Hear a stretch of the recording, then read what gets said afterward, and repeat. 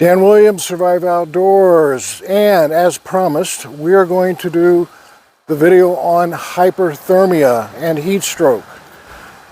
Part of the reason is we just got a massive response from that tragic story out in Utah, and I've had a lot of inquiries and a lot of misinformation and some really good information from a lot of individuals that were commenting about heat stroke and how it's treated and dehydration and should you do water, will water take care of heat stroke and blah blah blah.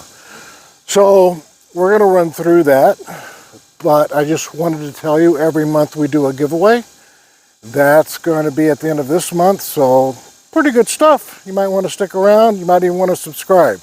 Why should you subscribe? Because we're going to teach you how to be safe in the outdoors hiking, and if you get injured, what to do on the fly sometimes. All right, heat stroke, dehydration, and when you get hot, what do you do? So let me just tell you right now what I'm going to do is I got my pack on, my favorite mystery wrench pack, and I'm going to hike, and then I'm going to come back and I'm going to try to get my body temp up. Right now in Northern Illinois we got 85 degrees. It's supposed to feel like 90.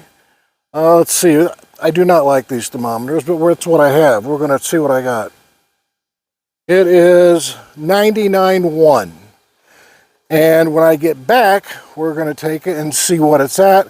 And then we're going to talk about how your body temperature and why is that important in terms of the heat in the air. We're going to talk about heat loss. So we're going to talk about why is your temperature important and how do you lose heat. And we're going to keep this extremely simple. We're going to keep the physiology for the most part out of it. Because if you understand how it works, then you know how to treat it and what to do on the outside. All right, I really didn't go that far, quarter of a mile. And I did bring a water bottle, so that's good.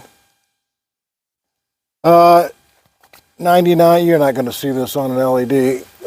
99, so not even that high. I did this for a few reasons. One, I want to tell you guys that the 3 ways you lose heat is, the one is radiation. Clearly, heat radiates from our body. If it's covered, it doesn't radiate out as much. Hence, you lose more heat from your head because you usually don't have a hat on. So the radiation is really important, and the reason why that's important is your body temp is 98.7. Yeah, I got people that say, oh no, it's always 98.6 or 97.5.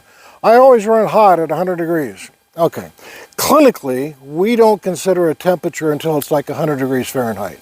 So 99, we don't consider clinically important.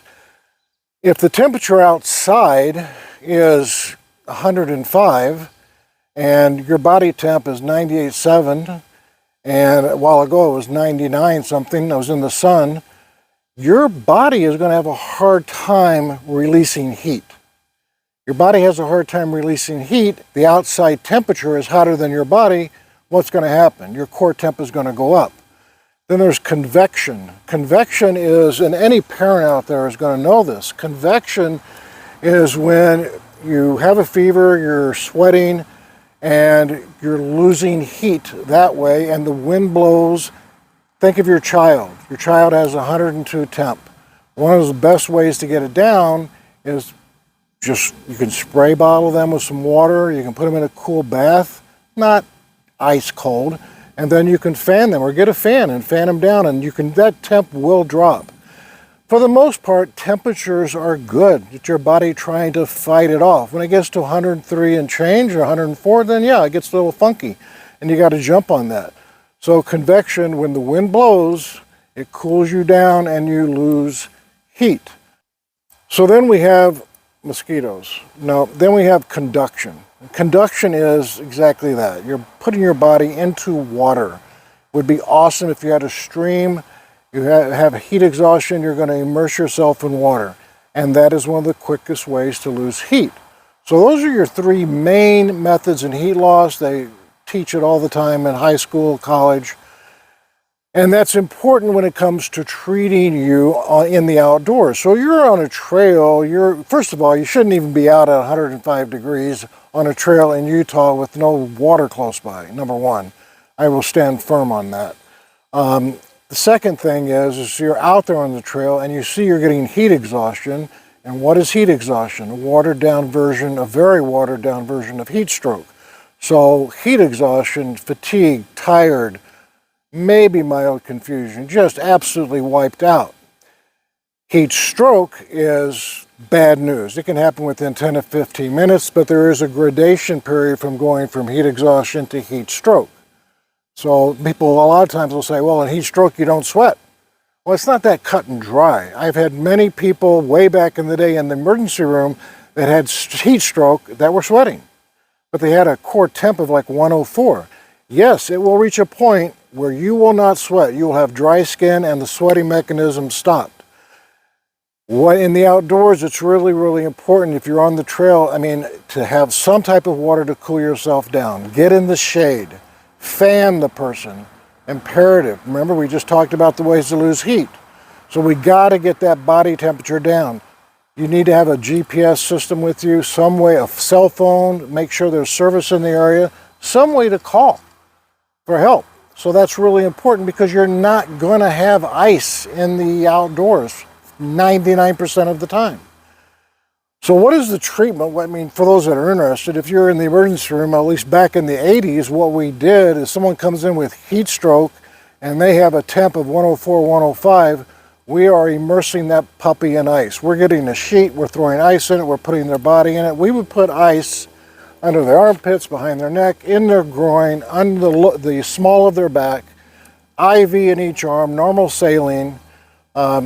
Really, really important. We're trying to get the body temp down to at least 102. And then we start pulling the ice away. We just want to get it down to about 101, 102. We also give them usually a benzodiazepine like Valium so they don't have a seizure. And then it's just monitoring and they'll do okay. Every year in the United States there's about 600 deaths to heat stroke. And it's usually because people don't really prepare for it and they don't have anything to treat it. So really important to take breaks, really important to hydrate. A lot of people mention electrolytes. Electrolytes are important, sure, they're not going to save you. Water's not even going to save you from heat stroke. You can be drinking enough water and that body temperature still can crank it up there. Yes, it's going to help. Yes, it's important. It's imperative you have water, all right? No question about it. But if you're going out there on the trail and you're burning glucose and you're burning energy, and you're pumping in water, or Gatorade, which has some electrolytes in it, or Powerade, whatever, you still, if you don't have enough, you can definitely succumb to heat stroke. It has happened. So I wanted to let you know all that. It's really, really important because, the consequences are very dire, obviously. And plus, wilderness medicine on the trail hiking in heat, we just don't have the stuff to treat you. We don't have the ice. We don't have the ability to bring that temp down real quick. That's why it's important to call 911 ASAP. All right, guys, I hope that covers it. Hope that gives you some good ideas and information on heat stroke. Keep your eyes on the rise and your face to the wind. Take care. Let's see if I missed anything.